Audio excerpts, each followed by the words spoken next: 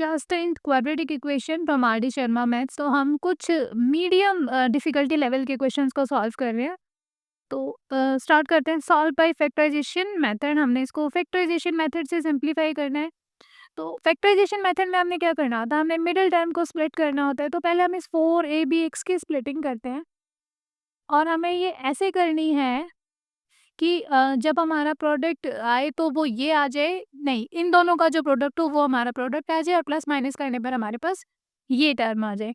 तो थोड़ा इसको चेंज कर लेते हैं। पहले देखो, मैं -4ab को क्या लिख लेती हूँ, इसको हम -2ab और इसको भी -2ab इस फॉर्म में लिख सकते हैं। एक्स को अभी हम अवॉइड कर रहे हैं, हम यहाँ पर लिख लेंगे बाद में। तो -2ab हमारा -4ab होता है। अब इसके बाद क्या करेंगे, हम इसमें a square plus b square को प्लस भी कर देंगे और साथ ही में हम इनको माइनस भी कर देंगे।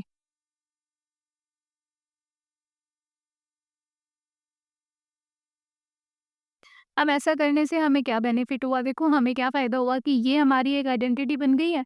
कौन सी आइडेंटिटी बनी हमारी, ये a minus b whole square minus, अब जब ये वाला जो माइनस है, जब हम इसके अंदर मल्टीप्लिकेशन करेंगे तो हमारे पास देखो क्या आएगा, हमारे पास आएगा -a स्क्वायर और ये माइनस आके plus b square plus 2ab।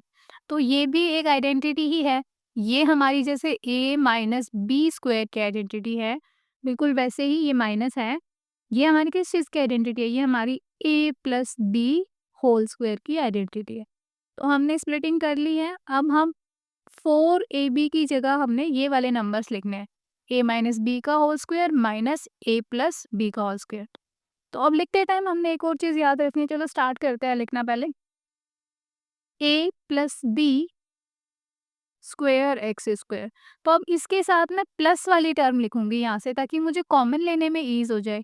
तो अब यहाँ पे क्या लिखेंगे, minus a plus b square, पहले माइनस वाली टर्म को लिख लिया, अब मैं लिख रही हूँ प्लस वाली टर्म को, plus a minus b square. क्यों किया मैंने ऐसा, इनको आगे पीछे इनका ऑर्डर मैंने इसलिए चेंज किया क्योंकि यहाँ पर जब मैं कॉमन लूंगी तो यहाँ पर a प्लस बी और यहाँ पर a प्लस बी आ जाए।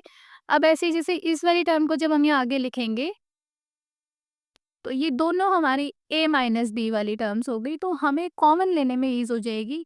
तो ज़्यादा हमने कंफ्यूज नहीं होना। हमने यहाँ तक सिर्फ क्या किया, हमने इस -4ab को, ये जो मैंने सॉल्व करके बताया, यहाँ से इस फॉर्म में लिख लिया है।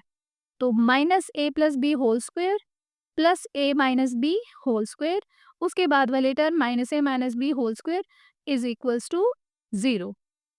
अब हमने जो ये x यहाँ छोड़ दिया था कि हम इसे बाद में लिख लेंगे, उसे हम यहाँ लिख लें। तो यहाँ इसके साथ भी हमारे पास x है और इसके साथ भी हमारे पास x है। तो ये अगर हम एक साथ ही लेके चलते तो बहुत कंफ्यूजिंग हो जाता, तो बस हमने लास्ट में ये वाला x यहाँ पर लिख दिया है। अब आते हैं कॉमन लेने पर। तो यहाँ पर भी a plus b whole square है, यहाँ भी a plus b whole square है, तो इसी को ले लेते हैं कॉमन।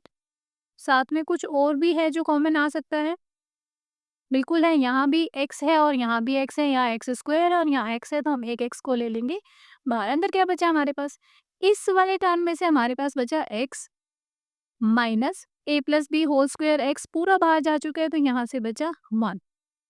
तो ये पहली दो टर्म्स में से हमने कॉमन ले लिया है। अब बाद वाली दो टर्म्स में से भी लेते हैं। तो a minus b whole square मैंने कॉमन ले लिया है, अंदर बचा, यहाँ से बचा x, ये माइनस और यहाँ से 1 क्योंकि ये तो बाहर चला गया है, इज इक्वल्स टू 0। थोड़ा सा कंजस्टेड हो गया है इधर। अब इधर आते हैं हम नेक्स्ट टर्म पे। अब देखो यहाँ से हम क्या कॉमन ले सकते हैं, इधर भी x माइनस 1 है, इधर भी x माइनस 1 है, तो हम x माइनस 1 को ही ले लेंगे कॉमन। अंदर क्या बचा हमारे पास, a plus b whole square x,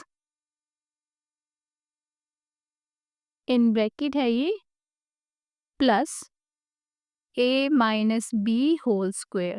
तो ये हमारे पास बचा है अंदर। अब ये दो टर्म्स आ गए, x माइनस 1 और दूसरी टर्म क्या है, a plus b whole square x plus a minus b whole square, और राइट हैंड साइड पर हमारे पास है 0। तो अब ये वाला स्टेप हम बाद में हर बार करते हैं फैक्टराइजेशन में। पहली टर्म को 0 के इक्वल रखा, तो एक बार हमने x माइनस 1 को 0 के इक्वल लिखना है और दूसरी बार हमने क्या करना है, इस पूरी टर्म को 0 के इक्वल।